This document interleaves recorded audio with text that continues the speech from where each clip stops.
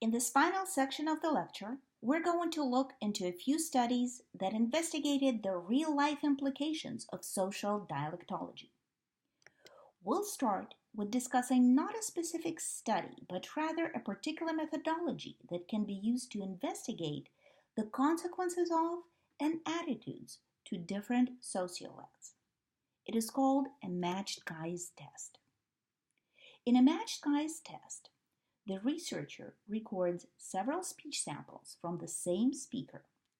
However, the samples differ in the use of some linguistic variable associated with a particular region or social category. For example, some samples may be completely 100% standard dialect, and some samples would include various levels of non-standard features.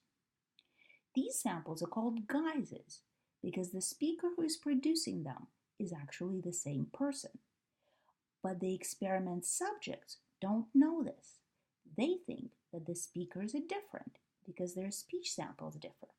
The samples are played to the experiment subjects who are asked to judge the speaker on various social aspects merely by the way he or she speaks. In other words, the test is explicitly designed to elicit subjective reactions to a dialect.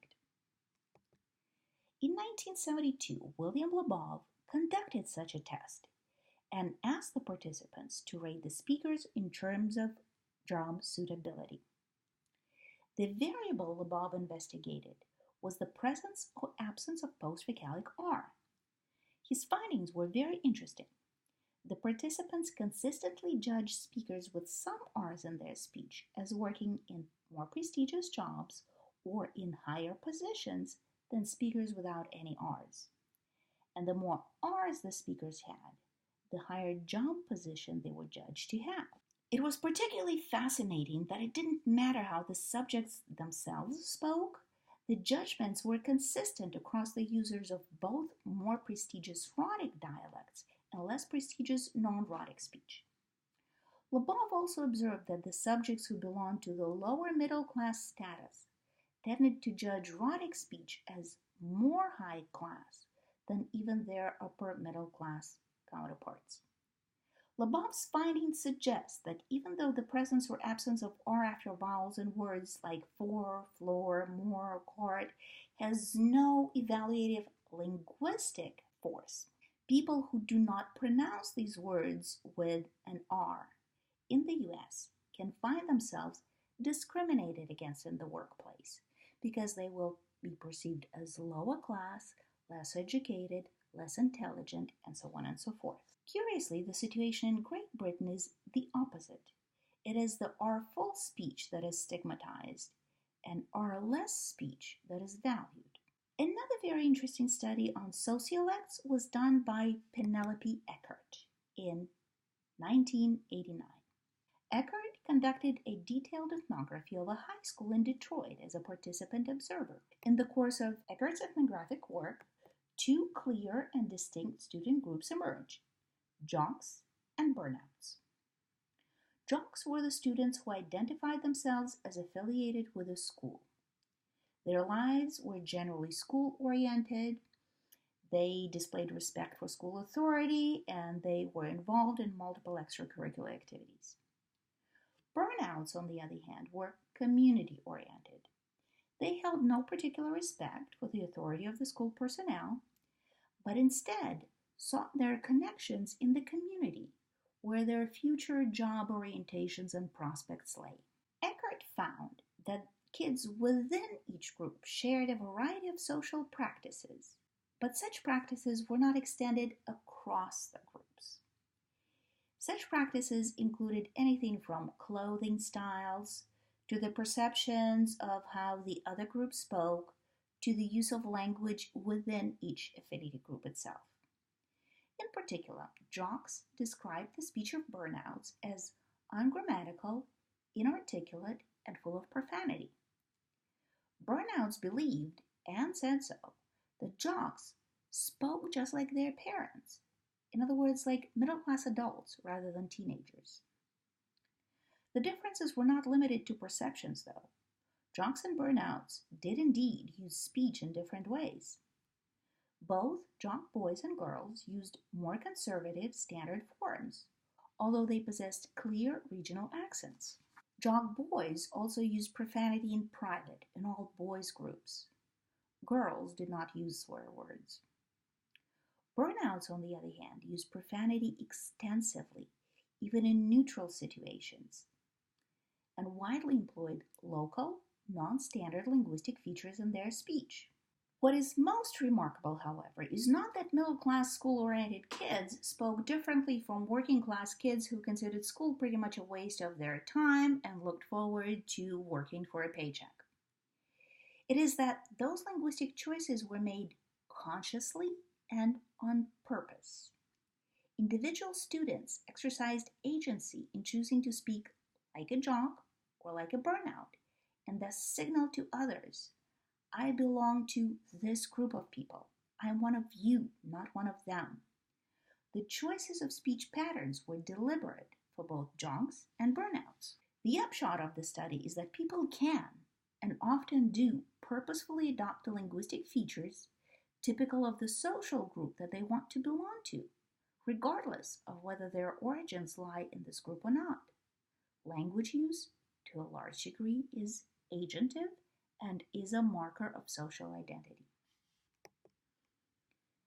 Finally, Shirley Bryce Heath conducted extensive work in the 1980s on how different patterns of speech in different communities intersected with the language practices of formal schooling. In 1983, Dr. Heath published a book called Ways with Words, based on her long-term ethnographic work in the Piedmonts of the Carolinas. She investigated two working-class communities, one white and one African American, focusing on the disconnect between the cultural practices of language use at home and language use at school. While Ways with Words is a fascinating book, it addresses language practices in the communities that belong to the same socioeconomic class. Dr. Heath's 1982 article, What No Bedtime Story Means, Narrative Skills at Home and at School, addressed three different communities of different social classes and racial backgrounds. Examining this study allows us to see how home language practices either overlap or do not overlap with school language practices, and therefore are either valued or not in the educational setting. Heath investigated three communities: one working class African American, one working class white, and one middle class white. In particular, she conducted an ethnography of literacy practices in these families. Let's have a closer look at her findings. The first community, to which Heath gave the pseudonym Maintown, was a middle-class, predominantly white community.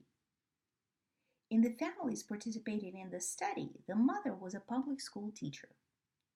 In these families, books and literacy received early positive attention. Reading was discussed as a fun activity to do. Even when not reading, parents and children often discussed books, comparing reality to book content. For example, upon seeing a black horse, the parent might ask the children if they remembered reading the novel Black Beauty, and if they thought the real-life horse they were looking at resembled the character in the book. Children were very much encouraged to talk about books and to engage in literary creativity. In the second community, the white middle-class Rodeville, children were also raised in the environment rich in book characters. Children's bedrooms were decorated with art from Beatrix Potter and similar books, for example. However, reading was not seen as something you do for fun. Reading was work. It was discussed as a type of work, like schoolwork, or as a bedtime activity only. When children, for instance, were bored and wanted something to do for fun, parents suggested toys and sports-related activities rather than reading. That is not to say that reading per se was not encouraged. Parents did urge their children to read, but only for information. Literary creativity was not supported or praised. Finally, in Tracton, a working-class, primarily African American community, children were growing up in human rich but literacy poor environment. Like in Roadville, reading was considered work on par with schoolwork, and toys and games were object based rather than literacy based. However, unlike in Roadville, and very much like in Maintown, creativity was strongly encouraged. Except it was not book related creativity, but rather creativity in speaking, oral interaction, and acting. Heath documented a clear pattern in the match or mismatch between the home literacy practices and the school ones. Children from Maintown and Roadville came to school already familiar with what it means to be literate and what reading is and what it is for. The communities differed in their approaches to reading. Maintown kids learned to read for fun. Roadville kids learned to read for information. But the literacy practices they absorbed at home matched, at least partially, to those they needed to use at school. These practices were valued and reinforced in the educational setting. In a sense, even before these kids set foot in the classroom, they already had a leg up in education. The literacy practices at Tracton differed significantly from those at school. But Tracton kids were far from educationally or literally deprived. They imbibed a rich oral culture, developed advanced and creative narrative skills, and language suitable for exploring literary imagery and the structure of texts. Unfortunately, these important practices that they were raised with were neither recognized nor valued in a school setting. If teachers and schools do acknowledge the value of these practices today, they can serve as a solid foundation for literacy development for the kids in the same way as different yet equally valuable literacy practices in environments typical of Maintown and Roadville do. We will return to the study by Shirley Bryce Heath a little later in our course. But for now, note how linguistic practices typical of some social environments can either foster or deter the development of literacy skills if they are not equally ideologically valued.